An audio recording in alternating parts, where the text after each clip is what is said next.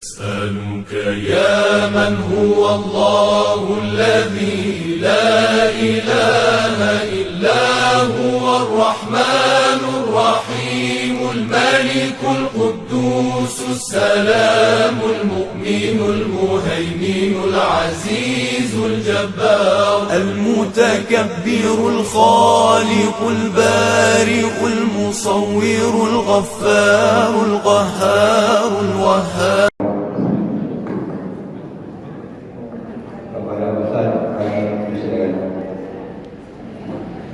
Sebelumnya kita kami berikan waktu mungkin ada yang tanya bapak-bapak orang tadi itu dan terakhir sekali lagi kami tutup dengan doa.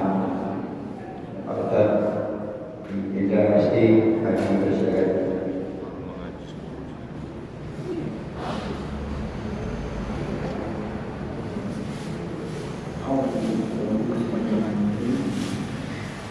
Assalamualaikum warahmatullahi wabarakatuh.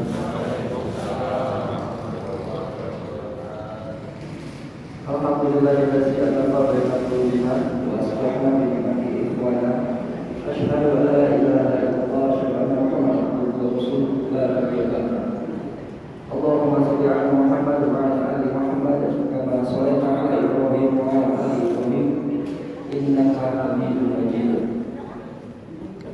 Allah Ta'ala fi kitabihil karim, a'udzu billahi minasyaitonir rajim. Laqad kana lakum fi rasulillahi uswatun hasanah.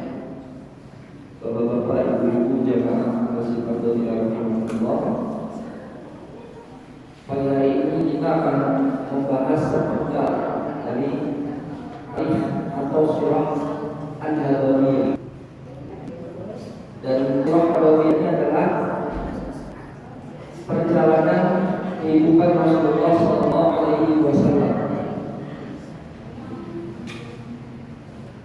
Bahkan ulama menyebutkan salah satu sumber hukum itu adalah sirah nabawiyah. Makanya sirah nabawiyah ini memiliki kedudukan yang sangat tinggi dalam ajaran Islam. Karena praktek kehidupan langsung dari Rasulullah SAW sebagai kaifiyatul masdar, sebagai contoh pelaksanaan sumber-sumber hukum dari Allah Subhanahu wa taala pada diri Rasulullah SAW. Itulah kenapa penting kita untuk mempelajari sirah nabawiyah, mulai dari kehidupan akhirnya Rasulullah SAW sampai kemudian beliau meninggal. Karena dalam kisah Rasulullah SAW itu bukan hanya sekedar dongeng, bukan hanya sekedar cerita sebagaimana buku-buku cerita, tapi sirah nabawiyah ini mengandung unsur-unsur hukum, mengandung unsur-unsur fikih, mengandung unsur-unsur sumber-sumber ibadah. Ini bedanya ketika kita mempelajari sirah nabawiyah dengan mempelajari kisah-kisah yang lain. Bahkan sirah nabawiyah ini menjadi buku pegangan yang harusnya dimiliki oleh setiap muslim. Selain buku Al-Quran, kitab Al-Quran, kemudian kitab hadis dan kitab fikih.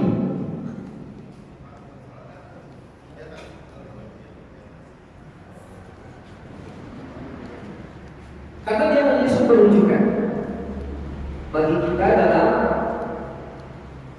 menyikapi, memahami, dan mengambil dari kehidupan Rasulullah SAW bagi kehidupan kita.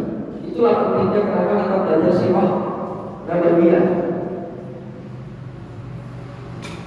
Bapak-bapak, ibu-ibu, hadirin rahimahullah, saya tidak akan membahas sirah nabawiyah yang panjang karena memang kajian sirah nabawiyah ini tidak akan pernah habis. Kita sedang mempelajari seorang manusia terbaik sebagai uswah hasanah, seorang manusia yang dikeluarkan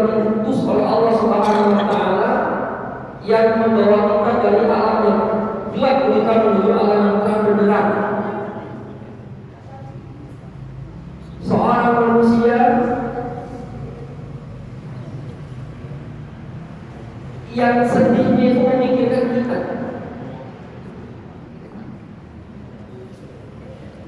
Seorang manusia yang mengorbankan semuanya demi kecintaannya kepada kita. Bahkan menjelang akhir hidupnya pun yang dipikirkannya kita. Dia tidak memikirkan harta, tidak memikirkan kekayaan, kekuasaan, tapi yang dipikirkannya adalah bagaimana nasib umatnya, nasib kita. Maka Rasulullah SAW itu di dunia sudah sibuk memikirkan kita, di akhirat pun Rasulullah menjadi orang yang paling sibuk. Rasulullah itu orang yang paling sibuk di akhirat.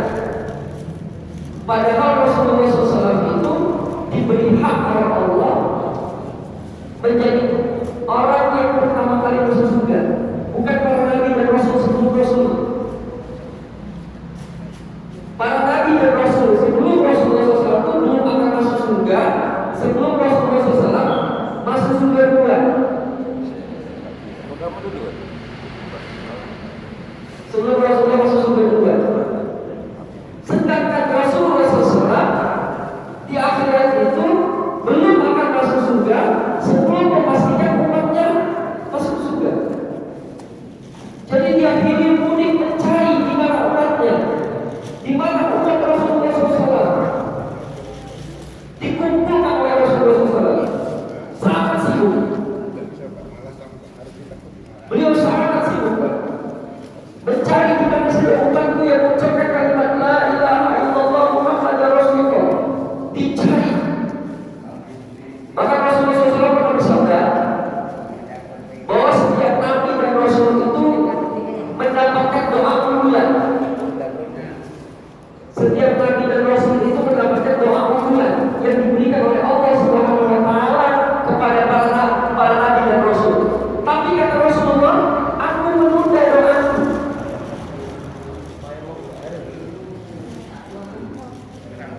Ini Pak, Bu, hebatnya Rasul.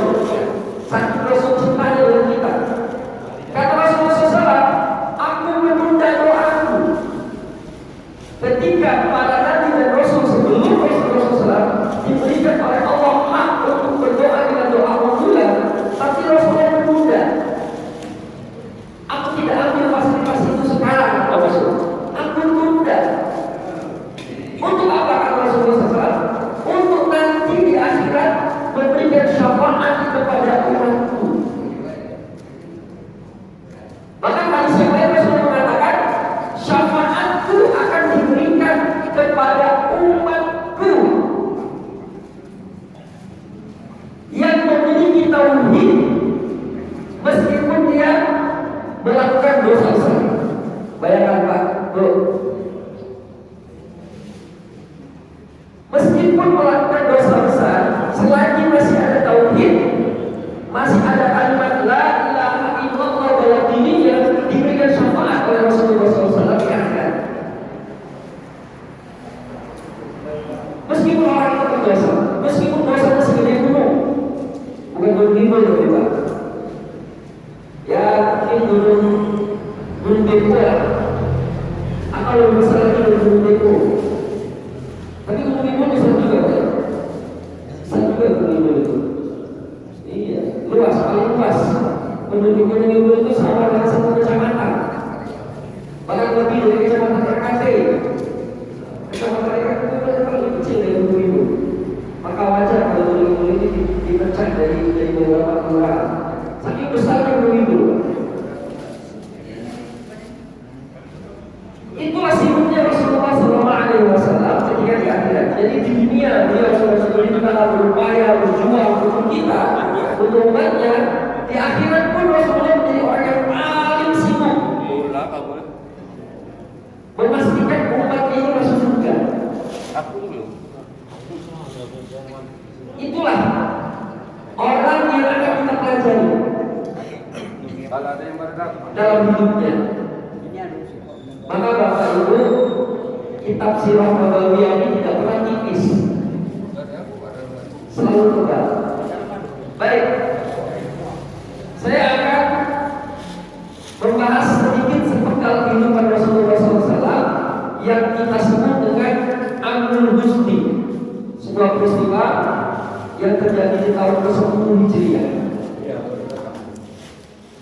Dan ini peristiwa yang jarang dibahas oleh para penceramah, karena penceramah biasanya membahas tentang kelahiran, kematian, hijrah, ya, kemudian perang dan yang lainnya. Tapi dalam peristiwa Amrul Husni, peristiwa yang terlatar belakangi peristiwa Isra dan Mi'raj, maka kalau saya biasanya kalau diundang untuk ceramah Isra Mi'raj dari beberapa masjid, sebelum masuk kepada tema Isra Mi'raj, ya saya akan bahas tentang latar belakang peristiwa-peristiwa yang terjadi sebelum terjadi peristiwa Isra dan Mi'raj Rasulullah SAW. Apa yang Amrul Husni? Ibnu Hisham dalam syarahnya mengatakan yang disebut dengan Amrul Husni itu adalah tahun kesedihan, sebuah peristiwa yang cukup pahit dalam kehidupan Rasulullah SAW. Peristiwa yang beruntun, Pak, terjadi pada diri Rasulullah dan para sahabat, itu beruntun terjadinya. Ibnu Ishaq dalam sejarahnya juga mengatakan bahwa Amrul Husni ini adalah peristiwa yang terjadi pada satu tahun yang cukup mengguncang Rasulullah SAW. Makanya nanti Allah hibur dengan hiburan yang besar, dan ini menjadi contoh bagi kita. Kalau kita mengalami kepedihan, kesedihan, permasalahan yang besar dalam hidup kita, solusinya sudah diberikan oleh Allah Subhanahu wa Ta'ala, sebagaimana solusi yang diberikan oleh Allah kepada Rasulullah SAW. Dan jangan cari-cari solusi yang lain dulu. Solusinya bukan yang solusi yang diberikan oleh Allah kepada Rasulullah SAW. Karena yang mana yang lebih pahit, lebih perih, lebih menyakitkan dari Rasulullah dibandingkan kita. Ada sebuah peristiwa ketika Rasulullah pada bisa Malakul Maut. Malakul Maut datang kepada Rasulullah lalu minta izin. Malaikat Maut minta izin kepada Rasulullah untuk mencabut nyawa Rasul. Sebelumnya Rasulullah ditawari. Ya Rasulullah ditawaran dari Allah Subhanahu wa Ta'ala, dua pilihannya. Kamu hidup selama-lamanya atau bertemu dengan Tuhanmu. Maka Rasulullah memilih untuk bertemu Tuhan.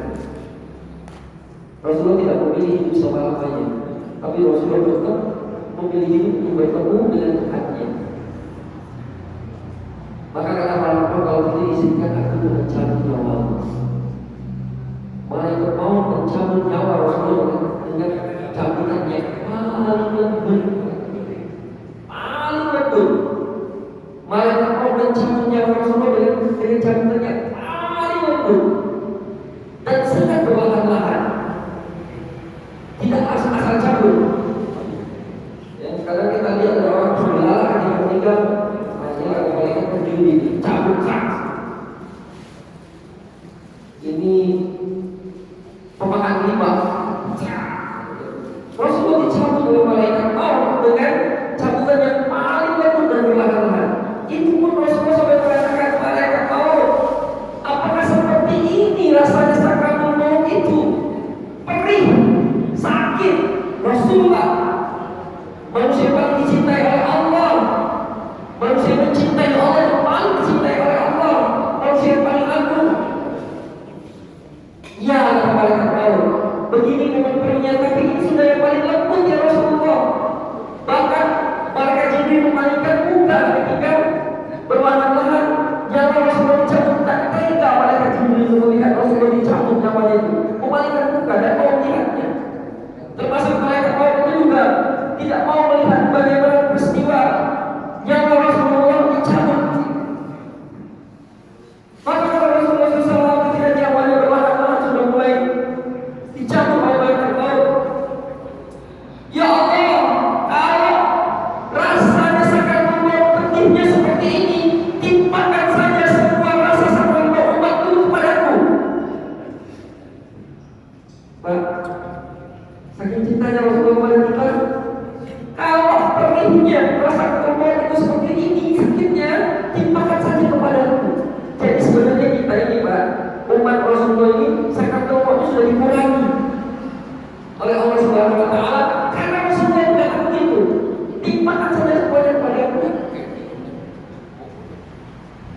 dibayangkan kalau Rasulullah tidak menyebutkan, tidak mengatakan timpakan saja kepadamu semua rasa sakaratul maut itu.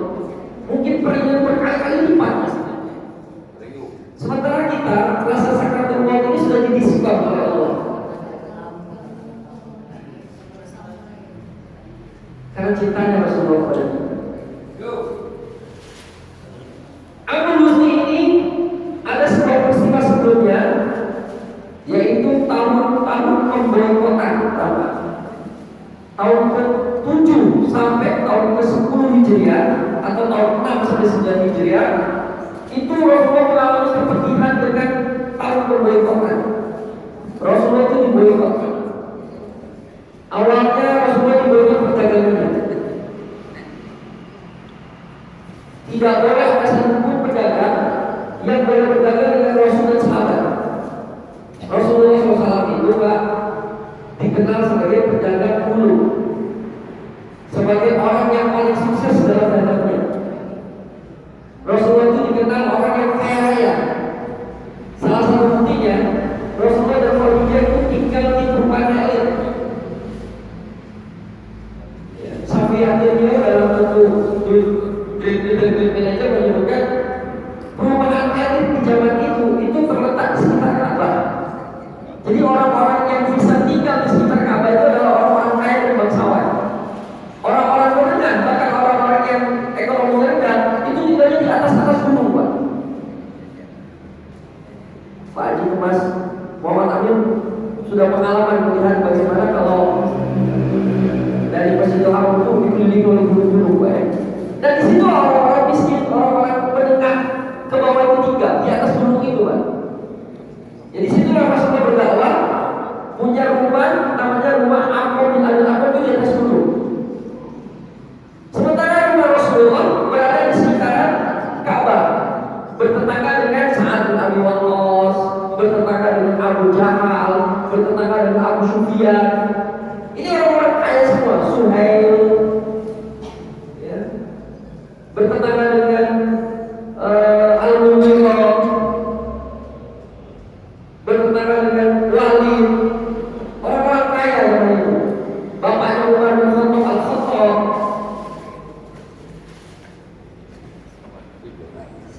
Orang-orang kaya. Tetapi Rasulullah SAW diboikot selama 3 tahun. Tidak boleh ada yang satu. Pertama, tidak boleh ada yang berdagang dengan Rasulullah SAW. Tidak puas dengan cara ini. Ternyata cara ini tidak menggugurkan, tidak menghentikan dakwah Rasulullah dan para sahabat. Justru orang-orang makin ada yang saja yang simpatik dengan Rasul Islam. Maka yang kedua, setelah dihentikan perdagangan, bahwa tidak boleh ada yang mensuplai makanan kepada Rasulullah. Kalau ada yang datang membawa suplai makanan, itu akan dicegah oleh orang Quraisy, diambil makanannya. Termasuk Umar bin Khattab. Umar bin Khattab bawa makanan banyak, itu dicegah makanannya. Sampai Umar marah. Nah, di sini salah satu peran Khadijah. Bagaimana Khadijah menghabiskan hartanya untuk mensuplai makanan kepada Rasulullah SAW dan para sahabat ketika masa pemboikotan. Jadi masa pemboikotan itu kan dilakukan, itu para sahabat Nabi dan sahabat itu dikumpulkan dalam sebuah lembah. Dikumpulkan di situ, dijaga ketat, tak boleh keluar masuk selama 3 tahun. Bayangkan, dagang tak boleh, supaya makanan di stok, dan orang-orang luar yang mendengar bahwa Rasulullah dan kepengen ketemu Rasulullah itu dicegat, tak boleh bertemu selama 3 tahun. Itu dialami oleh Rasulullah SAW perintahannya. Bisa bayang-bayang apa jadinya seorang pedagang dagangannya tidak dibeli, tidak bisa dijual dagangannya. Kira-kira kalau bubur Arwasi seminggu saja kali beli, bagaimana kira-kira?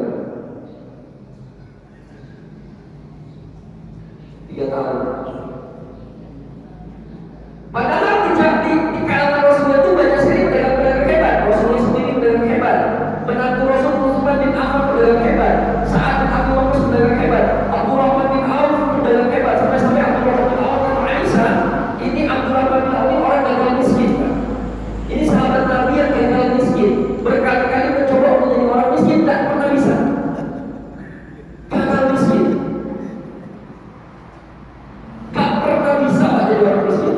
Sampai-sampai kata Khadijah, ini Abdurrahman ini ya pegang batuku, di bawah batuku jadi emas. Saking kayanya kan orang ini kan. Dan setiap dagang itu pasti untung, pasti untung. Dan ketika dia untung, dia bagi 3 hartanya. Nah, ini yang berapa tahun ini. Dia bagi 3 hartanya. Sepertiga dia pakai untuk menyantuni veteran perang Badar. Keluarga-keluarga perang Badar, veteran-veteran perang Badar disantuni lewat harta Abdurrahman bin Auf. Sepertiga lagi dipakai oleh Abdurrahman bin Auf untuk mengumpulkan kaum muslimin yang punya hutang. Mana yang punya hutang, lunasi. Mana yang punya hutang, lunasi. Mana yang punya hutang, lunasi. Dari hartanya Abdurrahman bin Auf. Sepertiganya lagi dia pakai untuk menyantuni orang-orang miskin. Habis dagangan lagi, untung lagi besar. Habis lagi, dagang lagi, untung lagi besar. Sehingga dalam Sirah Nabawiyah itu dikatakan kekayaan Abdurrahman bin Auf ini sama dengan kekayaan Utsman dikumpulkan, Sa'ad dikumpulkan, Abu Talha dikumpulkan, belum bisa mencapai kekayaan Abdurrahman bin Auf. Saking kayanya Abdurrahman bin Auf. Tapi karena diboikot perdagangannya, dia tidak bisa dagang. Tidak ada yang bisa dijual dan tidak ada yang bisa dibeli. Kalau tidak ada yang bisa dijual, tidak ada yang bisa dibeli, tidak ada dinar dan dirham yang mereka miliki. Tidak ada duit. Kalau mereka ada duit, duit itu tidak berlaku, Pak. Tidak ada orang yang mau membeli makanan kepada menjual makanan kepada mereka. Tidak boleh, takut.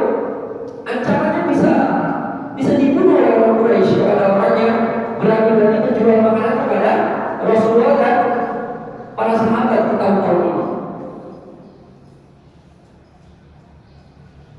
3 tahun banyak. Sampai kemudian perjanjian ada tokoh-tokoh Quraisy yang sadar lalu mengatakan ini tidak benar ini. Tidak benar ini. Menzalimi Rasulullah dan sahabat tidak benar. Akhirnya Banu Hashim berontak, melawan. Tokoh-tokoh Quraisy melawan. Lalu mereka melakukan demo kepada Abu Jahal, Abu Sufyan dan yang lainnya untuk kemudian membatalkan perjanjian antar kabilah yang memboikot Rasulullah dan sahabat. Ternyata begitu mereka masuk ke dalam Ka'bah, dibuka perjanjian itu sudah hilang dimakan ayam. Maka sejak itu Rasulullah dibebaskan dari pemboikotan. Ternyata Pak, baru selesai dari peristiwa pemboikotan di tahun ke-10 Hijriah, Rasulullah SAW kehilangan Khadijah. Allah cabut nyawa Khadijah.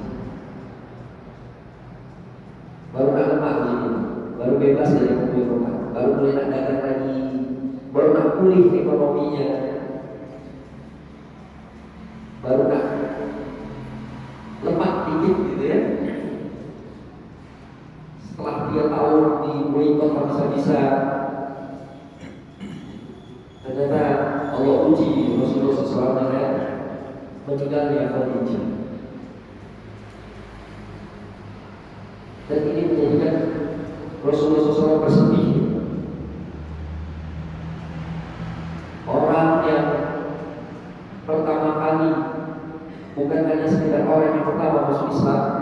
Jadi berbangga ibu-ibu nih, Bu, orang yang pertama masuk Islam itu perempuan, Bu, Khadijah. Orang yang bukan hanya sekedar masuk Islam pertama, tapi orang yang menopang dakwah Rasulullah SAW secara keseluruhan. Orang yang mengeluarkan kata-kata hebat kepada suaminya ketika suaminya memikir ketakutan, didatangkan oleh malaikat Jibril, dipeluk oleh malaikat Jibril sampai tidak ada sesak. Sesuatu yang tidak pernah terbayangkan oleh Rasulullah SAW sebelumnya. Peristiwa yang menggetar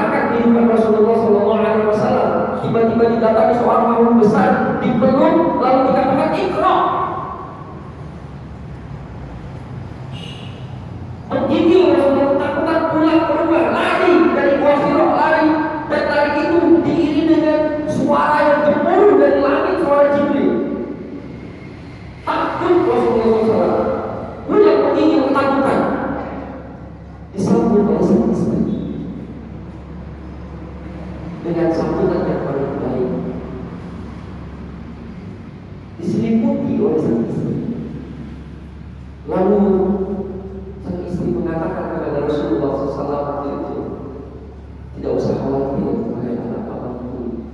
Jadi Rasulullah ini masih ada hubungan family dengan Khadijah. Rasulullah ini anak paman Khadijah.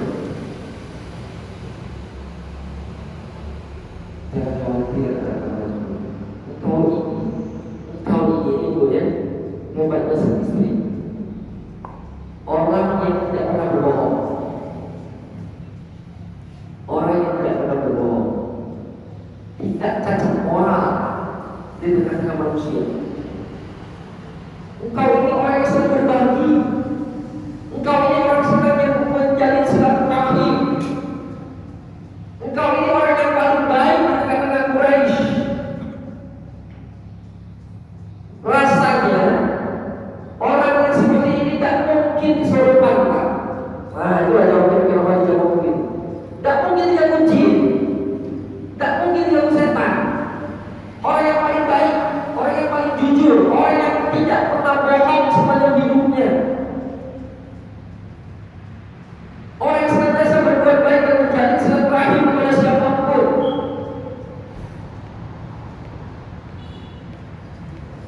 Menenangkan Khadijah, menenangkan Rasulullah sampai kemudian Rasulullah tenang. Lalu setelah Rasulullah tenang, Rasulullah mulai menceritakan apa yang terjadi pada dirinya. Ini Pak untuk ini cerdas dan berwawasan luas seperti Khadijah. Kata Khadijah, aku punya paman. Namanya Waraqah bin Nawfal. Pamanku ini adalah pendeta Nasrani, orang yang mengerti sekali agama Nasrani. Ayo suami kita pergi ke sini bertanya, Pak, kira-kira kalau punya bini model ini mana?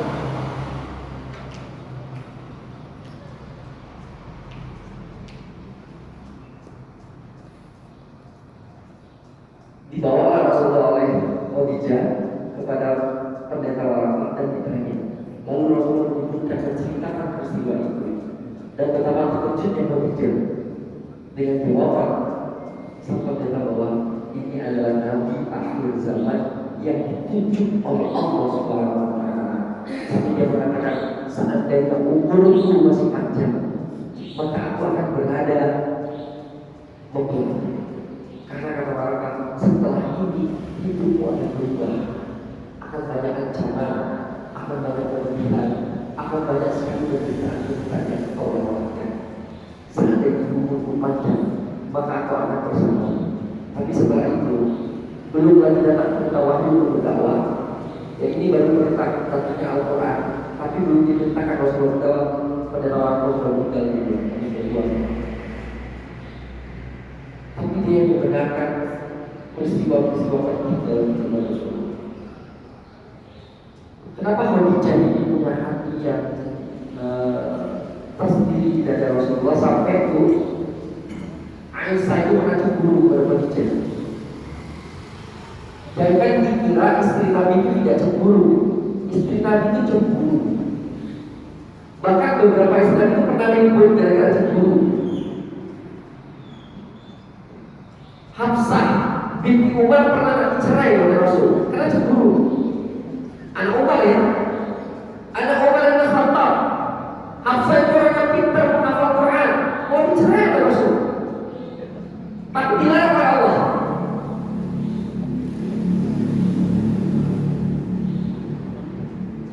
Aisyah ini pernah cemburu kepada Rasulullah, kepada Khadijah, padahal Khadijah sudah meninggal. Karena Rasulullah SAW belum berpoligami sebelum Khadijah meninggal. Ini bapak-bapak kadang-kadang nambah karena nuruti sultan. Jadi Rasulullah SAW itu belum menikah lagi sebelum Khadijah meninggal. Setelah Khadijah meninggal baru Rasulullah menikah. Menikahnya dengan siapa? Dengan Ummu Habibah, seorang budak wanita hitam.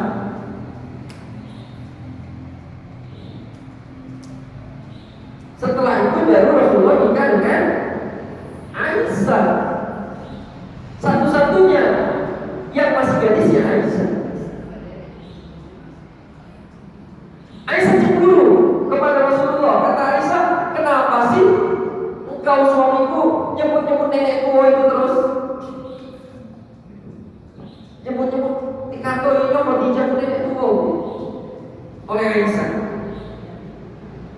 Merah muka Rasulullah SAW ketika Aisyah cemburu mengatakan seperti itu. Merah mukanya.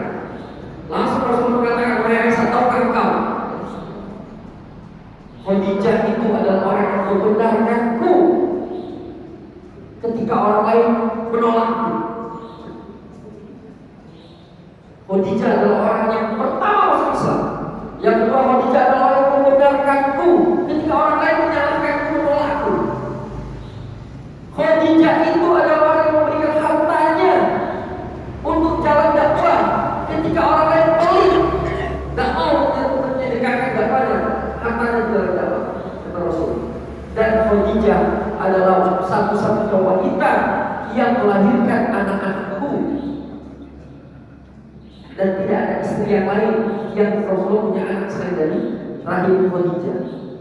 Ini Rasulullah mengatakan sebelum Rasulullah menikah dengan Maria Al-Qibti. Ketika Rasulullah menikah dengan Maria Al-Qibti, maka Rasulullah punya anak namanya Ibrahim, tapi tinggal di masjid kecil. Jadi anak laki-laki Rasulullah itu ada 3, 2 dari Khadijah, 1 dari Maria, tapi tinggal semua di masjid kecil.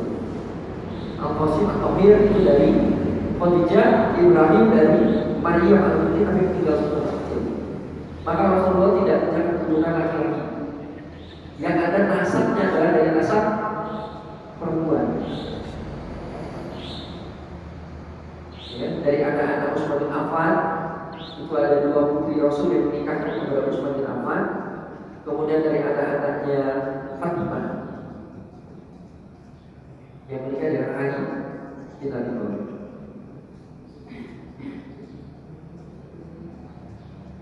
Rasulullah SAW juga menyebutkan tentang keutamaan Khadijah. Ini yang membuat Rasulullah sedih. Ya, kata Rasulullah SAW, khairun nisa'uha Maryam ibni Imran. Sebaik-baik wanita kalian itu adalah Maryam binti Imran. Siapa Maryam binti Imran? Siapa Maryam binti Imran? Ada kau? Ibundanya Isa alaihi salam.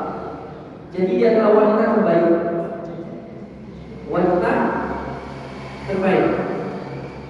Yang kemudian kita juga pada Rasulullah SAW, wa khairu nisa'uha Khadijah.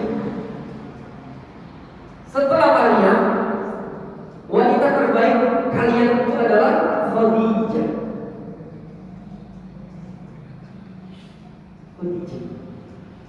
Dalam hadis yang lain Rasulullah mengatakan 4 wanita terbaik di muka bumi, 4 wanita terbaik di muka bumi. Jadi ibu-ibu pelajari ini, 4 wanita terbaik di muka bumi.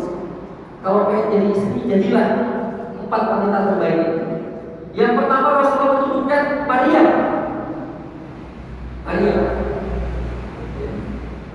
Maria binti Imran, ibunya Isa alaihissalam. Yang kedua Asia. Asia siapa itu Asia?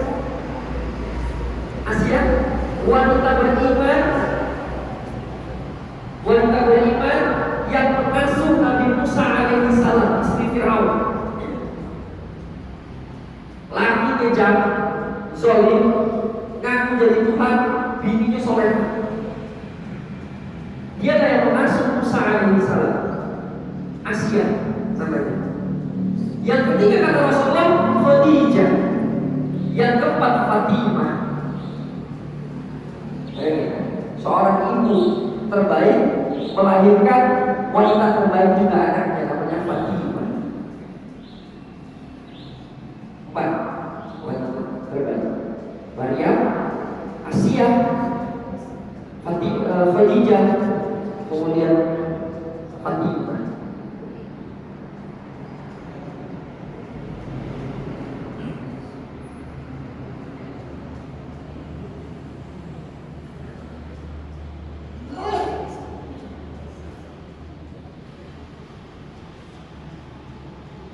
Jadi kematian Khadijah yang menjadi menjadi penopang dakwah Rasulullah selama ini, yang menjadi teman curhatnya Rasulullah SAW, yang menguatkan dakwah Rasulullah SAW, mengguncang Rasulullah SAW, cukup mengguncang kehidupan Rasulullah dalam berdakwah. Orang yang habis hartanya untuk membantu dakwah Rasulullah SAW, ya, setelah peristiwa Bai'ah Kota, kemudian meninggalnya Khadijah. Ini membuat Rasulullah cukup sedih. Dan meninggalnya Khadijah ini membuat orang-orang Quraisy makin berani dalam menyerang Rasulullah. Makin berani, Pak. Dulu orang masih ada pelindung Rasulullah namanya Khadijah, masih ada. 1,5 bulan dari kematian Khadijah, meninggallah pembela dakwah Rasulullah Sallallahu Alaihi Wasallam yang menyerahkan hidupnya menjadi tameng bagi siapapun yang ingin menyakiti Rasulullah SAW secara fisik dan secara mental. Siapa, Pak? Abu Thalib. Yang sepanjang hidupnya dia selalu membela Rasulullah, menjadi tameng bagi Rasulullah SAW, menjaga Rasulullah dari kecil. Setelah kematian kakeknya Abdul Muthalib di umur 8 tahun, Rasulullah ditinggal oleh Abdul Muthalib umur 8 tahun, diasuh.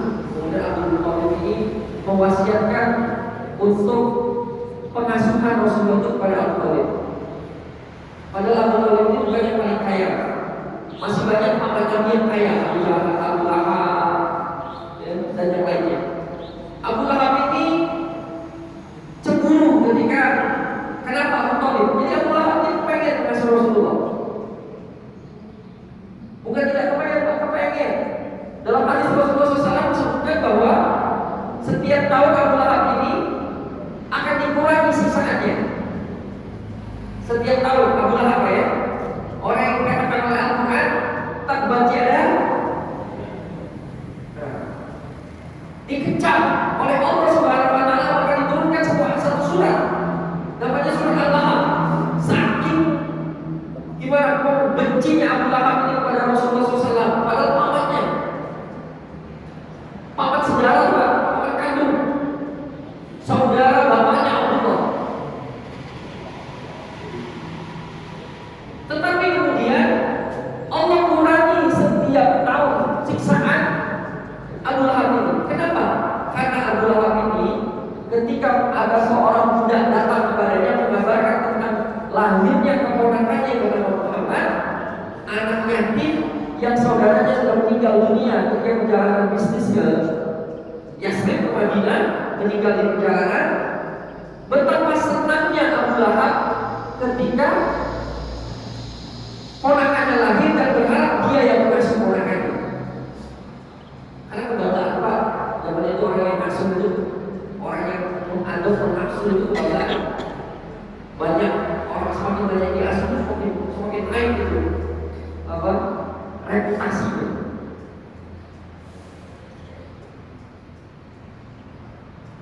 Lalu budak yang kasih kabar ini saat itu juga langsung dimerdekakan oleh Allah. Orang budak yang kasih kabar tentang kelahiran Rasulullah itu langsung dimerdekakan oleh Abu Lahab, dan itu jadi penyebab dikurangi siksa Abu Lahab setiap tahun. Cuma senang kan sama bebaskan budak, dikurangi siksanya, kan? Apalagi kita yang gembira senang dengan kelahiran Rasulullah SAW mempelajarinya. Orang kafir seperti Abu Lahab saja, orang syirik musyrik seperti Abu Lahab saja yang senang dengan kelahiran Rasulullah, dikurangi siksanya oleh Allah Subhanahu Wa Taala.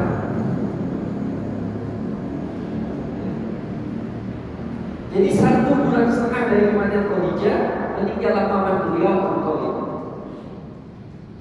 Orang yang membela Rasulullah SAW sampai Abu Thalib mengatakan kepada 3 anaknya, Ali, Ja'far, Ali dan Aqil. Apa kata ketika Ali dan Abu Thalib secara terbuka mengatakan kepada bapaknya, wahai ayahku, bahwa sepupuku Muhammad adalah utusan Allah dan dia membawa saudara, aku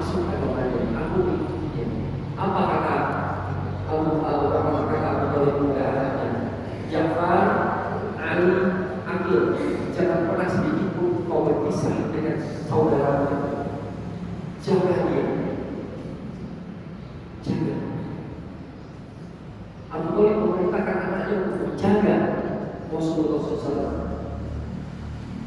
Jaga saudara. Dan makanya itu menjadi takut. Ketika orang-orang yang menyakiti Rasulullah, Abu Talib selalu berada di depan sekali mereka untuk menentang mereka, menentang saudara-saudaranya sendiri, menentang kaumnya sendiri. Abu Talib adalah pewaris kepemimpinan dari Abdul Muthalib. Dia menentang siapapun yang ingin menyakiti Rasulullah SAW. Tahun ke-10 tidak jauh dari meninggalnya Khadijah, lebih kurang hanya 1,5 bulan saja. Ini kesedihan yang kedua yang dihadapi oleh Rasulullah tahun ke-10, meninggalnya Abu Talib. Walaupun Abu Talib ini di menjelang akhir hayatnya tetap saja tidak mau masuk Islam. Di sakaratul mautnya dibimbing oleh Rasulullah masuk Islam, tetap tidak mau. Tetap Abu Talib ini tetap berada di agama baru sebagai seorang musyrik yang tidak mau mengakui keesaan Allah. Dia mengakui kerasulan, tapi dia tidak mau mengakui keesaan Allah Subhanahu wa taala untuk syahadat. Makanya ini yang membuat syahadat itu dilapaskan, tidak cukup dalam hati. Abu Talib itu sudah membenarkan Allah dan membenarkan Rasulullah dalam hatinya, tapi tidak mau melapaskan syahadat itu. Maka syahadat itu harus qaulul lisan, tasdiqu biqalbi, qaulul lisan, kemudian amalul bil arkan. Syahadat itu, iman itu harus dibenarkan dalam hati, diucapkan dengan kata-kata, dan dibuktikan dengan perbuatan. Dan cukup dengan tasdiqu biqalbi saja, dibenarkan dalam hati saja tidak cukup. Buktinya Abu Talib sudah membenarkan keimanannya kepada Allah dan Rasul dalam hati, tapi tidak pernah diucapkan. Maka dia tidak beriman kepada Allah Subhanahu wa taala. Maka Rasulullah berdoa kepada Allah untuk kita ampuni dosa Abu Talib. Ditolak oleh Allah. Ditolak Pak. Ditolak oleh Allah. Ini menjadi fikih mendoakan maaf non-muslim yang sudah meninggal itu tidak diterima oleh Allah Subhanahu wa taala. Jadi kalau kita doakan keluarga non-muslim pas masih hidup, karena Abu Talib saja ditolak oleh Allah Subhanahu wa taala doa Rasulullah. Dia berdoa Rasul, orang yang pasti doanya diterima oleh Allah. Ketika berdoakan Abu Talib yang meninggal untuk diampuni oleh Allah, ditolak oleh Allah Subhanahu wa taala.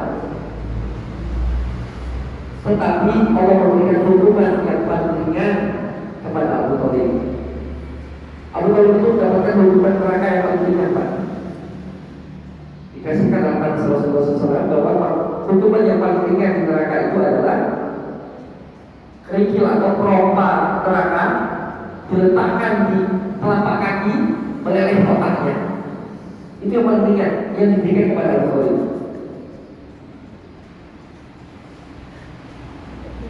Tapi yang paling membuat Rasulullah sedih setelah kematian Khadijah, kematian Abu Talib di tahun ini, yang membuat Rasulullah paling sedih itu adalah semakin beraninya orang-orang Quraisy untuk melakukan penyiksaan, pembulian, penyerangan kepada Rasul, kepada sahabat. Kenapa?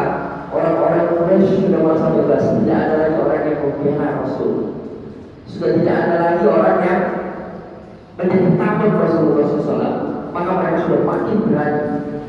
Yang selama ini mungkin cuma verbal, cuma dengan kata-kata saja membuli Rasulullah, sekarang mereka sudah makin berani dengan fisik, sampai kepada rencana pembunuhan Rasulullah SAW. Yang lantas mereka selama ini tidak berani untuk melakukan pembunuhan secara, tidak berani menyakiti fisik Rasulullah SAW, ya secara fisik mereka makin berani. Nah ini yang membuat, dan bukan hanya itu, tetapi para sahabat disiksa, disakiti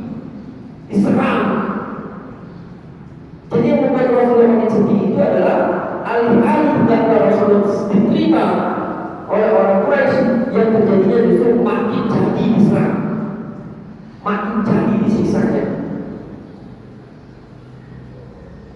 Ini tahun kepedihan Pak Amul Husni, dan ini terjadi di tahun 10 Hijriah. Lalu di akhir ini, apa solusi yang Allah berikan kepada Rasulullah SAW di tengah kepedihannya ini? Setelah Rasulullah diboikot, kematian Khadijah, kematian Abu Thalib, orang-orang Quraisy makin menjadi-jadi menyerang Rasulullah SAW dan dakwah ini. Maka bagaimana Allah memberikan solusi kepada Rasulullah SAW yang sedang bersedih? Solusinya apa Pak? Isra Mi'raj. Makanya saya selalu menceritakan latar belakang terjadinya Isra Mi'raj. Apa yang membuat terjadi peristiwa Isra Mi'raj? Karena sementara Rasulullah mulai diangkat, diperjalankan dari Masjidil Haram, Masjidil Aqsa, mulai diangkat ke atas, ada latar belakang. Latar belakangnya adalah Amul Husni. Supaya kita mendapatkan pelajaran penting dalam kehidupan kita. Di saat Rasulullah sedang sedih, sepedih-pedihnya, Rasulullah sedang mengalami guncangan, Rasulullah mengalami kepahitan dengan masalah-masalah yang menimpa dirinya. Maka Allah memberikan solusi terbaik. Allah memanggil Rasulullah SAW langsung ke atas langit, ke Sidratul Muntaha, untuk mendapatkan solusi dari semua permasalahan. Sholat lima waktu.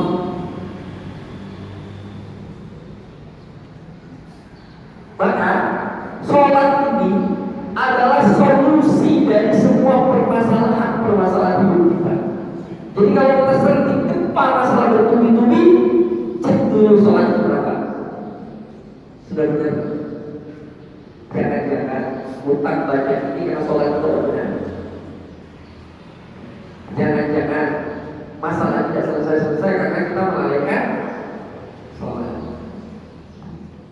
Jangan-jangan kepala ribut terus rumah tangga ini karena kita melalaikan sholat. Jangan-jangan kamu anak itu buntalan kesehatan terus sama ini. Dan kalau main lah, ini menjelang tahun baru sebentar lagi. Mana juga ya? Jangan-jangan karena kita tidak memperbaiki kualitas sholat kita.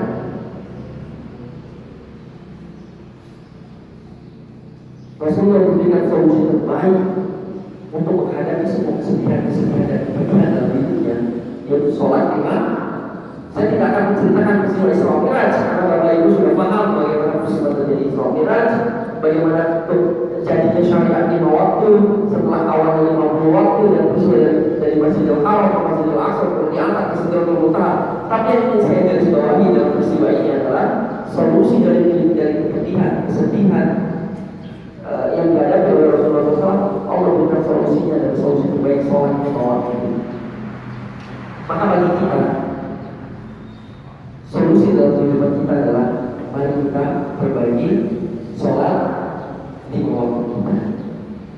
Semoga dengan kita berbagi sholat lima waktu,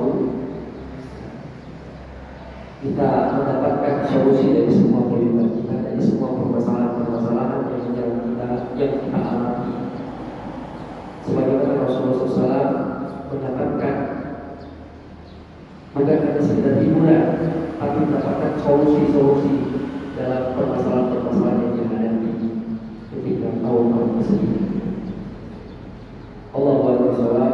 Itu yang dapat saya sampaikan. Saya tutup dengan Assalamualaikum warahmatullahi wabarakatuh.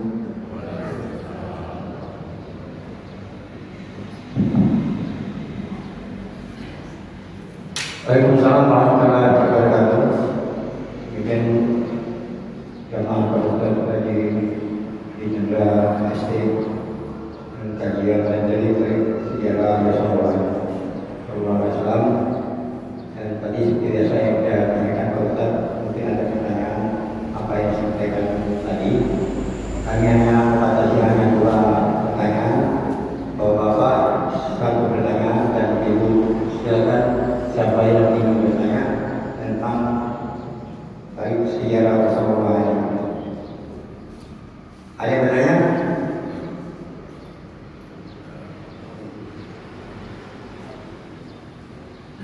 Silakan.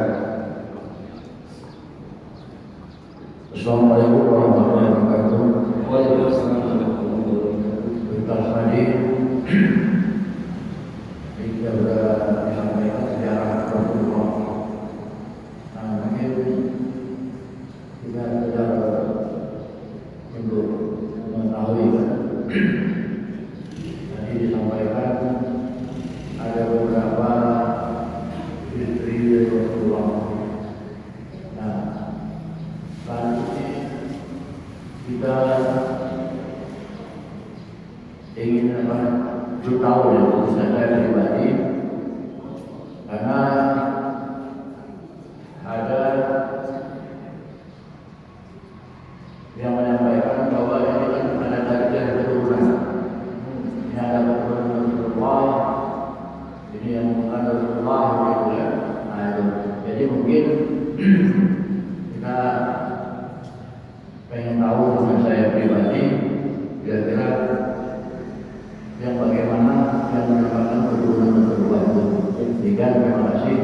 Wassalamualaikum warahmatullahi wabarakatuh. Ada hadis Rasulullah SAW yang kita untuk menghormati ahlul bait.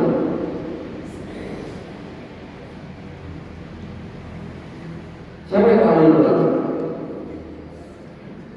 Ahlul bait itu jalurnya adalah jalur Madinah. Kalau sekarang ada mungkin jalur Utsman. Jalur Utsman itu masih ada, tapi kita tidak tahu yang mana posisinya. Jalur Utsman itu kan anak Nabi itu kan dinikahkan 2 kali dengan Utsman. Ketika yang pertama meninggal, yang meninggal, lalu Nabi menikahkan kembali anaknya itu dengan Utsman bin Affan. Tadi punya anak. Kemudian Fatimah dinikahkan dengan Ali bin Abi Thalib. Nah, yang sekarang ini adalah jalur Fatimah. Jalur Fatimah. Jalur Fatimah itu Fatimah ada 2 anak, Hasan dan Husain. Jadi yang sekarang kita kenal dengan Habaib Sayyid itu adalah dari jalur ini, jalur Hasan dan Husain. Dan mereka para Habaib ini ada persatuan yang ngecek. Mereka tuh turun sampai ke atas bimpulan ke atas itu dicek satu-satu ini. Maka tidak mudah seseorang itu mendapat gelar Habib itu tidak mudah. Dapat gelar Sayyid itu tidak mudah, karena ada ngeceknya sampai ke atas. Sekian bin ke atas itu dicek, benar tidak? Benar atau tidak? Dan memang keturunan Rasulullah ini akan ada sampai kiamat. Sampai akan ada sampai kiamat. Salah satunya hadis Rasulullah SAW tentang Al-Mahdi. Imam Mahdi.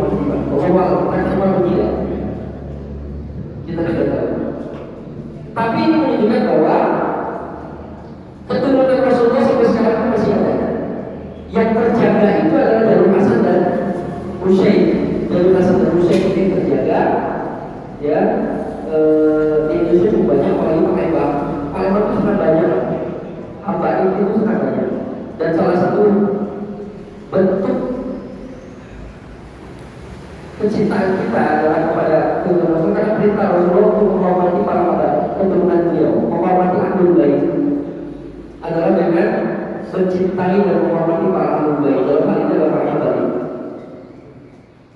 Mungkin kita banyak pendapat dari mereka dalam sisi ibadah, dalam sisi yang lain, dan dalam sisi pemikiran.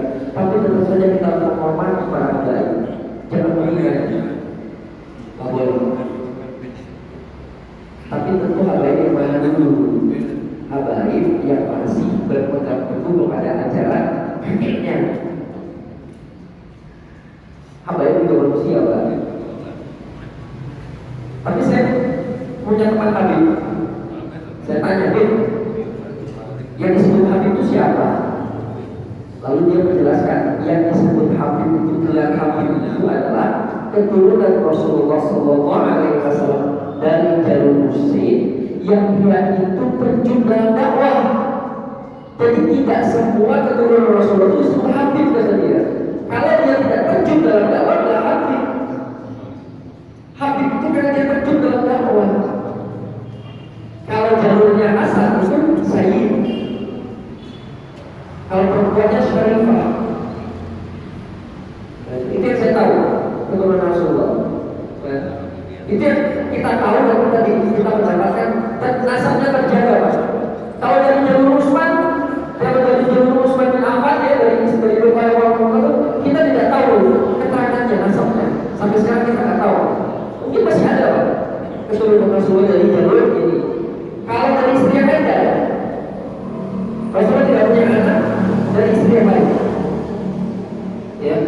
Dari Ibrahim juga sudah meninggal ketika masih kecil. Jadi Rasulullah hanya punya keturunan dari jalur Khadijah saja. Dalam hal ini kita tahu dari jalur Fatimah. Jalur anak yang lain kita tidak tahu. Wallahu a'lam. Itu kita. Demikian Bapak Ibu hadirin yang berbahagia, mengingat waktu dari saudara untuk satu kita yang tadi, dan mudah-mudahan atas sekiranya Rasulullah ini kita ingat kembali dan bermanfaat kita semua untuk mengakhirkannya hubungan kita al-subuh ini. Kita akan tutup dengan doa nanti oleh Bapak Haji Bakri Dalia yang ketua peribadatan.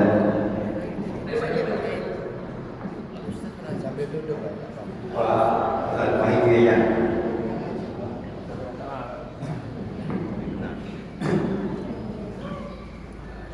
Astagfirullahaladzim.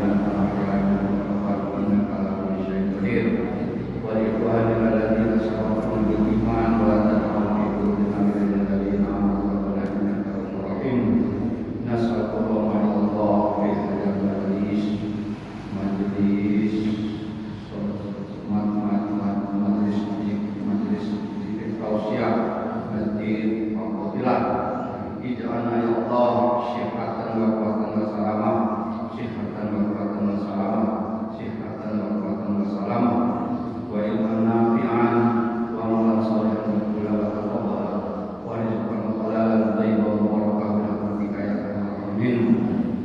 اللهم آتنا الحق وارزقنا اتباعه وارنا الباطل باطلا وارزقنا اجتنابه. اللهم اجعلنا شكورا واجعلنا صبورا واجعلنا بعيننا شفيرا وفي أمتك كبيرا. ربنا هب لنا من أزواجنا وذرياتنا قرة أعين واجعلنا للمتقين إماما. ربنا آتنا من لدنك رحمة وهيئ لنا من أمرنا رشدا. ربنا لا تزغ قلوبنا بعد إذ هديتنا وهب لنا من لدنك رحمة إنك أنت الوهاب.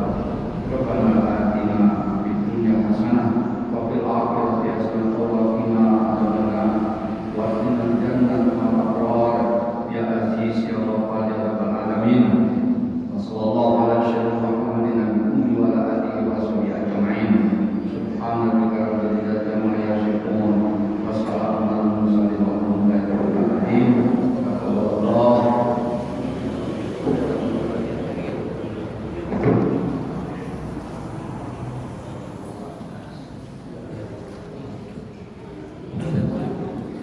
dengan bimbingannya tadi mereka juga ini Allah betul-betul alhamdulillah. Assalamualaikum warahmatullahi wabarakatuh.